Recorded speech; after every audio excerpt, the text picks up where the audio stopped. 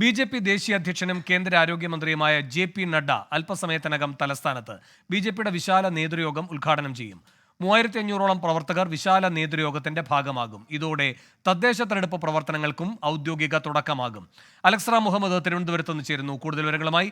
Alex, എപ്പോഴാണ് അദ്ദേഹം എത്തുക? എന്തൊക്കെയാണ് അജണ്ട? വേണു, കേരളത്തിലെ ബി.ജെ.പിയെ സംബന്ധിച്ച് ലോക്സഭാ തെരഞ്ഞെടുപ്പ് വിജയം ത്രസിപ്പിക്കുന്നതാണ്. അതിൻ്റെ പ്രകടനവും അതുപോലെ പ്രവർത്തനങ്ങളും ഒക്കെ അവർ വിലയിരുത്തുകയും ചെയ്യുന്നുണ്ട്.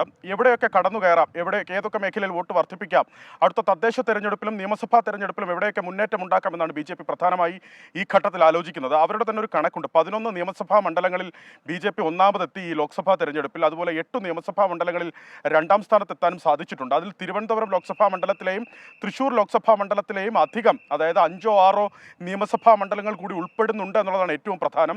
ഈ 2 ലോക്സഭാ മണ്ഡലത്തിലും വലിയ രീതിയിലുള്ള മുന്നേറ്റം പാർട്ടിക്ക് നടത്താനായിട്ടുണ്ട്. അടുത്ത ഘട്ടം എന്ന നിലയ്ക്ക് ബി.ജെ.പി ആലോചിക്കുന്നത് തദ്ദേശ തെരഞ്ഞെടുപ്പിലെ മുന്നേറ്റമാണ്. കാരണം പല പഞ്ചായത്തുകളും ഇപ്പോൾ പാർട്ടിയുടെ കയ്യിലുണ്ട്.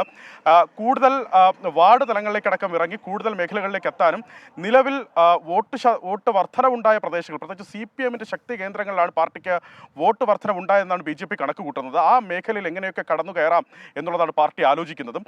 പ്രധാനമായി തൃശ്ശൂരും അതുപോലെ തിരുവനന്തപുരവും കേന്ദ്രീകരിച്ച് നേരത്തെ നടന്ന പ്രവർത്തനങ്ങൾ ഇപ്പോൾ പാലക്കാടടക്കം കേന്ദ്രീകരിച്ച് പ്രവർത്തിക്കുകയാണ്. ബി.ജെ.പിയുടെ കേന്ദ്രമന്ത്രിയായി തിരഞ്ഞെടുക്കപ്പെട്ട സുരേഷ് ഗോപി അതുപോലെ ജോർജ് കുര്യൻ അടക്കമുള്ളവർക്ക് സ്വീകരണം നൽകിയത് പോലും പാലക്കാടാണ്. പാലക്കാട് ഉപതെരഞ്ഞെടുപ്പ് നടക്കാനിരിക്കുന്നതേ ഉള്ളൂ. ആ പശ്ചാത്തലം കൂടിയുണ്ട്.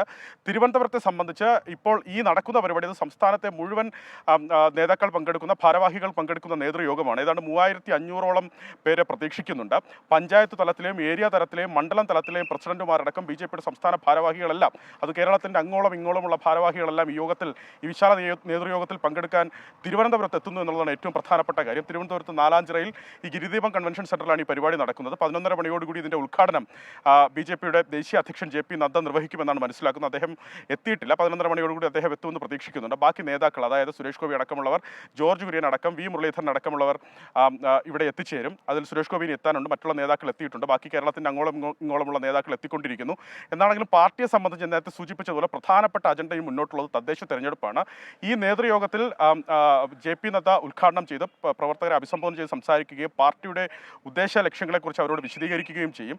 അതായത് തദ്ദേശ തെരഞ്ഞെടുപ്പിലേക്കുള്ള ഔദ്യോഗിക തുടക്കം കൂടി ബി.ജെ.പി കുറിക്കുന്നു ഈ വിശാല നേതൃയോഗത്തിൽ എന്നുള്ളതാണ് ഏറ്റവും പ്രധാനപ്പെട്ട കാര്യം. നേരത്തെ കൊച്ചിയിൽ ബി.ജെ.പിയുടെ സംസ്ഥാന നേതൃയോഗം ചേർന്നിരുന്നു. ആ യോഗത്തിൽ ബി.ജെ.പിക്ക് സംസ്ഥാനത്തുണ്ടായ നേട്ടം, അതുപോലെ കോട്ടം അടക്കം വിലയിരുത്തിയിട്ടുണ്ട്. തിരുവനന്തപുരത്തിലടക്കം ഇത്തരം വലിയ മുന്നേറ്റം ഉണ്ടായി എന്ന് ബി.ജെ.പി കരുതുമ്പോഴും നഗരമേഖലയിൽ പ്രതീക്ഷിക്കപ്പെട്ട രീതിയിൽ വോട്ട് ലഭിച്ചില്ല എന്ന് ബി.ജെ.പിയുടെ സംസ്ഥാന നേതൃത്വം വിലയിരുത്തിയിട്ടുണ്ട്. പ്രത്യേകിച്ച് തിരുവനന്തപുരം നഗരത്തിൽ, തിരുവനന്തപുരം മണ്ഡലത്തിലെ, തിരുവനന്തപുരം സെൻട്രൽ മണ്ഡലത്തിൽ തന്നെ ഏതാണ്ട് 5000 വോട്ടിന് പിന്നോട്ട് പോയി. എറണാകുളം നഗരത്തിലും സമാന സ്ഥിതിയുണ്ട്. കോഴിക്കോട് നഗരത്തിലും സമാന സ്ഥിതിയുണ്ട്.